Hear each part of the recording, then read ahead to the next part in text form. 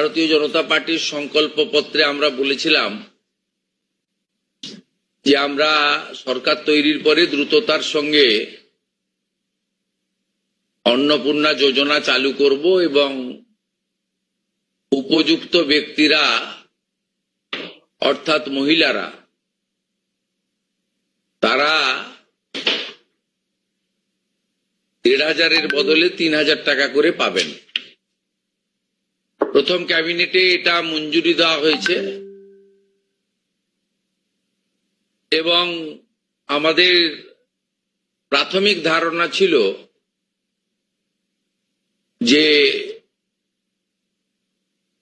লক্ষ্মীর ভান্ডারের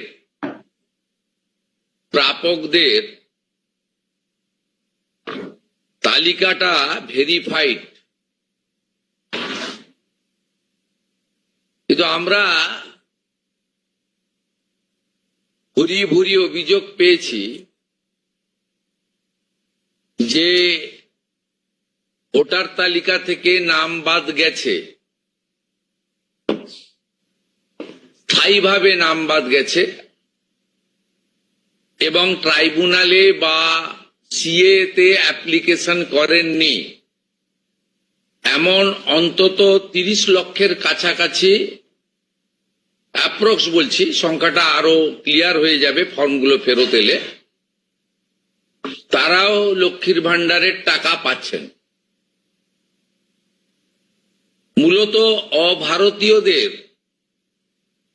যেহেতু এটা প্রাপ্তবয়স্কদেরই স্কিম, যারা ভারতীয় নয় বা ভারতীয় ভোটার তালিকায় যাদের নাম নেই, আবার বলি সিএ অ্যাপ্লিকেন্ট অথবা অ্যাডজুডিকেটের পরে যারা ট্রাইব্যুনালে আবেদন করে রেখেছেন তারা কিন্তু ব্যতিক্রম। সেক্ষেত্রে এই বিপুল সংখ্যক লোককেও লক্ষ্মীর ভান্ডারের টাকা দেওয়া হচ্ছে। তাই অর্থনৈতিক স্বচ্ছতা, পশ্চিমবঙ্গে বসবাসকারী আমাদের মা বোন দিদি যারা উপযুক্ত এবং যারা এই অর্থ পেয়ে আর্থিক নিরাপত্তা পান, কেবলমাত্র তাদের জন্যই এই স্কিম বা অর্থ দেওয়া উচিত বলে আমাদের বর্তমান মন্ত্রিসভা মনে করে। তাই আমরা আজকে একটি ফর্ম লঞ্চ করছি। এটি আমাদের মহিলা এবং শিশু কল্যাণ দপ্তর, যার পূর্ণমন্ত্রীর মর্যাদা আছেন মাননীয় অগ্নিমিত্রা পাল মহোদয়া, তার দপ্তরের মাধ্যমে, এটি নোডাল দপ্তর, কিন্তু কাজটা যেহেতু খুব পরিধি ব্যাপক, তাই মুখ্য সচিব, অর্থ সচিবের নেতৃত্বে পুরো প্রশাসন অর্থাৎ জেলা শাসক, বিডিও, মিউনিসিপ্যালিটির ক্ষেত্রে সিও এবং কর্পোরেশনের ক্ষেত্রে কমিশনাররাও এতে যুক্ত থাকবেন এবং হোম পার্ট ডিপার্টমেন্টও এর সঙ্গে যুক্ত থাকবেন। ভোটার তালিকা তৈরি করা সহ আমাদের যারা আধারের কাজ করেন তারাও যুক্ত থাকবেন, অর্থাৎ ওয়েবেল, আইটি সবাই মিলে একটি পরিচ্ছন্ন তালিকা কেবলমাত্র উপযুক্ত যারা প্রাপক তারা পাক, আমরা এটা চাই। যেহেতু প্রসেসটা একদিনে সকলেই ফর্ম ফিল আপ করতে পারবেন না এবং ফর্ম ফিল আপে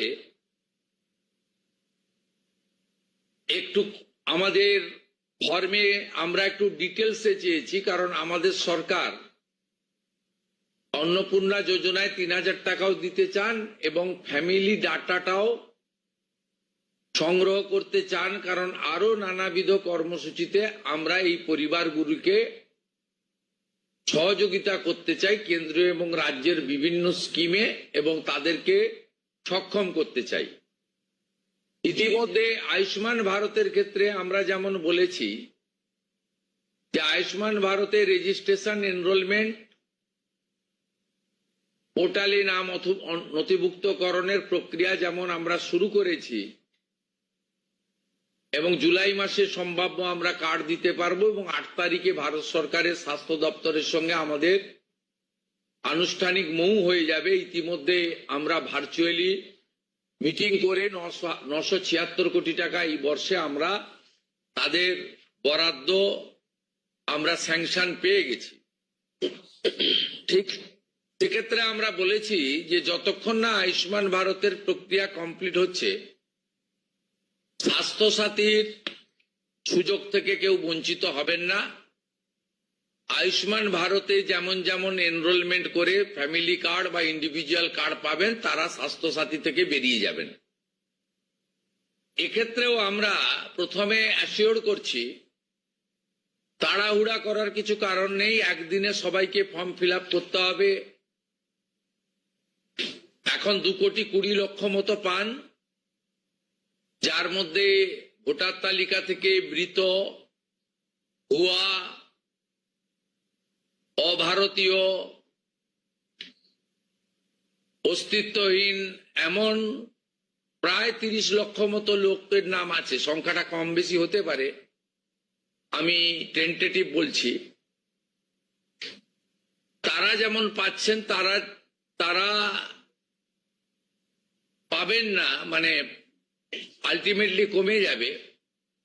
কমে গেলেও আমাদের ধারণা যারা বিরাট সংখ্যক, প্রায় 2 কোটির কাছাকাছি হয়তো উপভোক্তা ফাইনালি আসবে। সেক্ষেত্রে আমরা লক্ষ্মীর ভান্ডার যোজনা কর্মসূচি ততদিন অর্থাৎ চালু রাখছি যতক্ষণ না অন্নপূর্ণা যোজনার ফর্ম ফিল আপ এবং এনরোলমেন্ট কমপ্লিট হচ্ছে। আমরা চেষ্টা করছি আগামী 2 তারিখের মধ্যে যারা এনরোলমেন্ট করতে পারবেন, আগামী বুধবার আমাদের ক্যাবিনেটের মিটিং এর পরে আমরা ডিবিটির মাধ্যমে ট্রান্সফার করে দেব। প্রথম কার্যক্ষেত্রে 1 তারিখ থেকেই বেনিফিটেড হবে তারা, জুন মাসের। কিন্তু যেহেতু এনরোলমেন্ট করতে হবে, সেই জন্য আমরা আরো 2 দিন হাতে নিয়ে 3 তারিখে আমরা আপনাদের জানিয়ে দেব। মানে প্রোগ্রাম হবে, যতজন করতে পারবেন। এই কালকে ছুটি আছে, শুক্র থেকে মঙ্গলবারের মধ্যে যতটা এনরোলমেন্ট হবে। তো এটা প্রসেসটা ডেলি চলবে। যেমন যেমন এনরোলমেন্ট হয়ে যাবে, ভেরিফিকেশন হয়ে যাবে, তারা অটোমেটিক কোর্সে লক্ষ্মীর ভান্ডার থেকে অন্নপূর্ণা যোজনায় চলে যাবেন এবং লক্ষ্মীর ভান্ডার তাদের অফ হয়ে যাবে। যতক্ষণ না এনরোলমেন্টের প্রক্রিয়া কমপ্লিট হচ্ছে, ততক্ষণ লক্ষ্মীর ভান্ডারের যে সুবিধা তারা পাচ্ছেন, সেই সুবিধা থেকে তারা বঞ্চিত হবেন না। মানবিক সরকারের এটাই প্রতিশ্রুতি। তাই একদিনে সবাইকে ফর্ম ফিল আপ করতে হবে, লাইনে দাঁড়াতে হবে, হুড়োহুড়ি করতে হবে, সব কাজ ফেলে আজকেই না করলে কালকে বঞ্চিত হব, এটা নয়। এটা একটা পার্মানেন্ট আপনাদেরকে বেনিফিট সরকার দিচ্ছে তার নিজস্ব কোষাগারের অর্থ। তাই আপনাদেরও সহযোগিতা এবং ধৈর্য এবং পুরো প্রক্রিয়ায় এই ব্যবস্থার সঙ্গে আপনারা করবেন। আমরা আপাতত 1 জুন থেকে, কাল থেকেই শুরু হচ্ছে, কিন্তু 1 জুন থেকে 90 দিন এই প্রক্রিয়াটা চালাবো।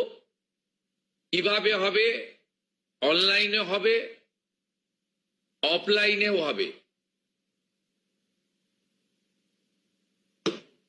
বিডিওরা এবং পৌরসভা থেকে তারা করবেন। বড় পৌরসভা কর্পোরেশনের ক্ষেত্রে ওয়ার্ড ভিত্তিক, বড় ভিত্তিকও হবে। এবং আমাদের